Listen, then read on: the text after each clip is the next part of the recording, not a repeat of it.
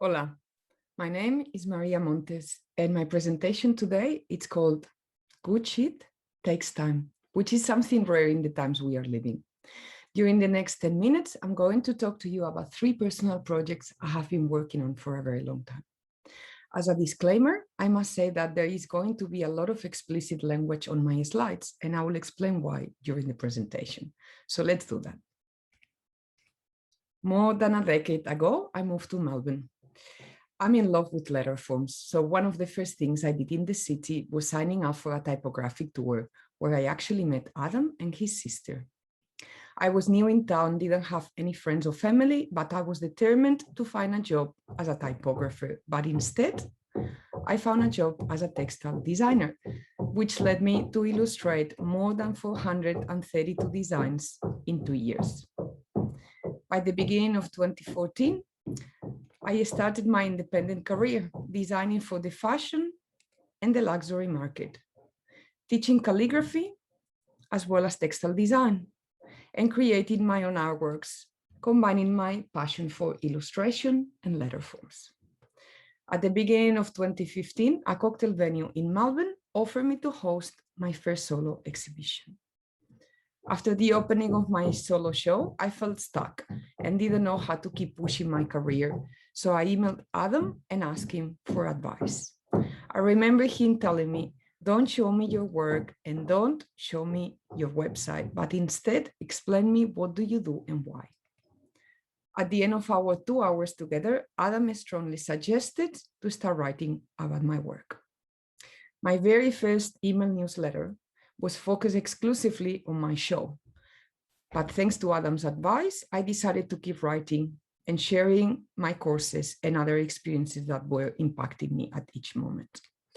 3 years ago, I had a melanoma removed from my face. And in my newsletters, I explained how I felt before and after the surgery. The amount of responses I received from people's experiences with cancer were incredibly touching. I have been writing now for more than 7 years. My writing, as you can tell by my accent, has helped me a lot, as English is not my first language, and has helped me to reflect on my journey, everything I have accomplished, and what's important for me. My newsletters have also taught me how to be vulnerable and have made me a lot more articulate. So thank you very much, Adam, for that coffee many years ago. At the beginning of 2016, I started a personal project called the Sheet Series.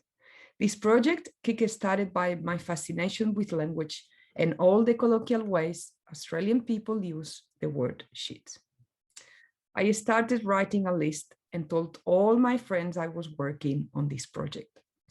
The shitty list grew up very quickly, and I decided to use these colloquialisms in a biographical way, explaining situations and feelings I was having at each time.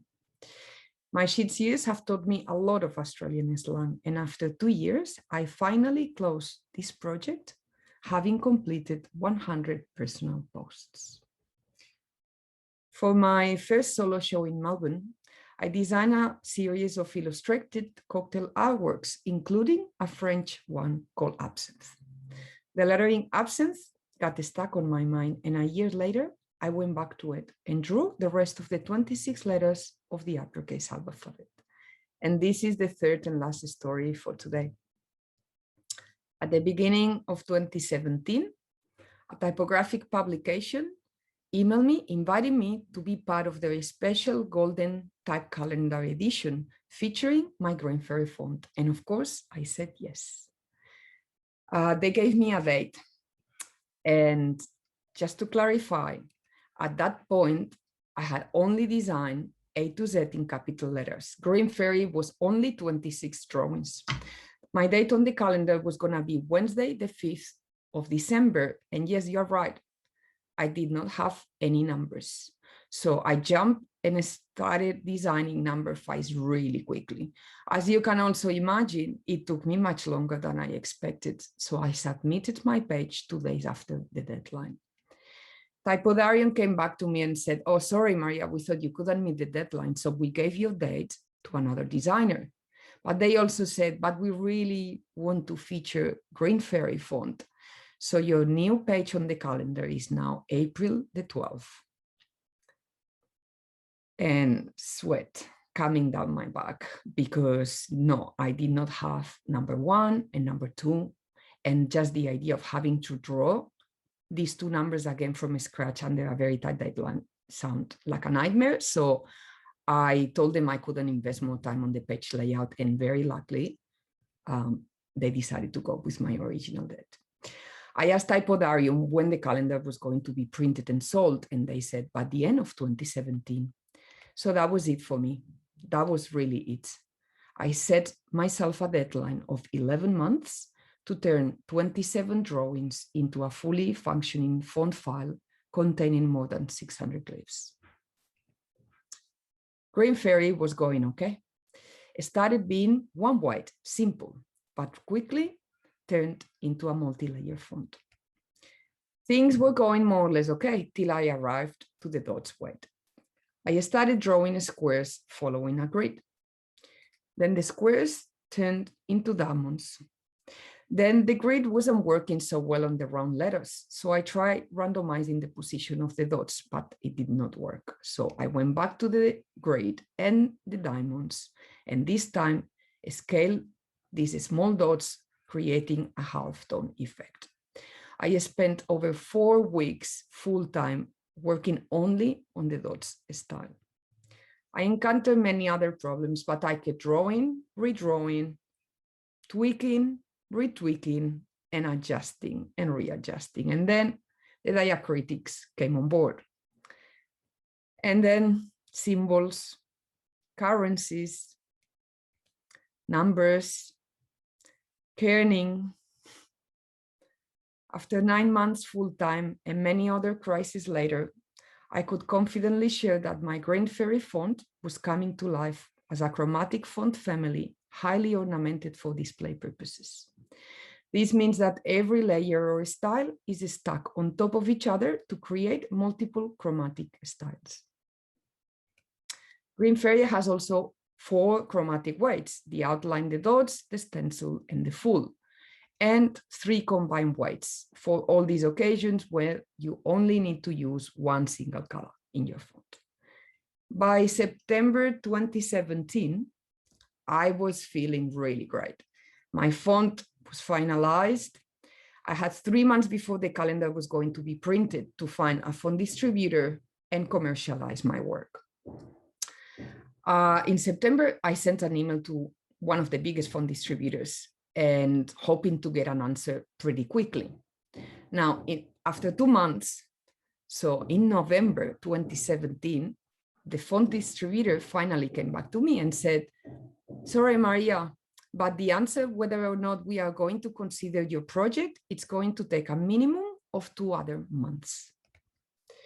At that time, I felt really down. I lost completely all of my hopes on this project and all my wishes of publishing the font before the end of the year, before the publishing of the calendar. In March 2018, which is 6 months after my original submission date to the font distributor, they finally grant me as a new font foundry, and recently my Green Fairy font has turned 3 years old. Up to date, I have only found another Australian woman who has published a font commercially. To close my talk today, I would like to reflect on the theme of this event, which is, what are you going to do in the next 10 years? I'm extremely passionate about writing about the power of representation. I have also recently written about finding your inner compass. I know in this event today, there's a few brand and marketing managers, and I would like you to reflect with me in a few important questions to be done and elaborate during the next 10 years. What is the reason why you are designing? What are the impacts of your work? What is the legacy you want to leave behind in this visual culture?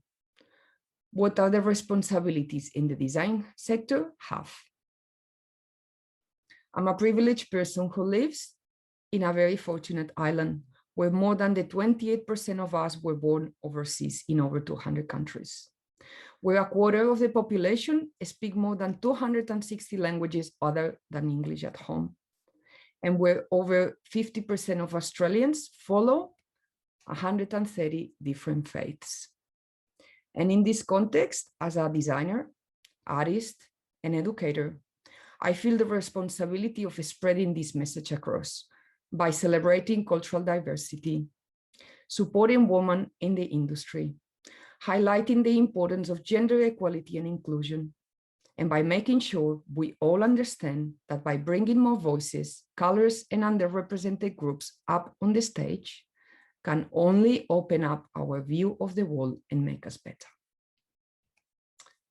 I believe my purpose in life is sharing my knowledge, creating emotion through my work, and helping others to question our social structures and to believe in themselves. I also believe that some great things take a huge amount of time. Happy 10th birthday anniversary, Intentional. It's a truly remarkable achievement, and I'm really proud to be a part of it. Much love to all of you, and thank you very much.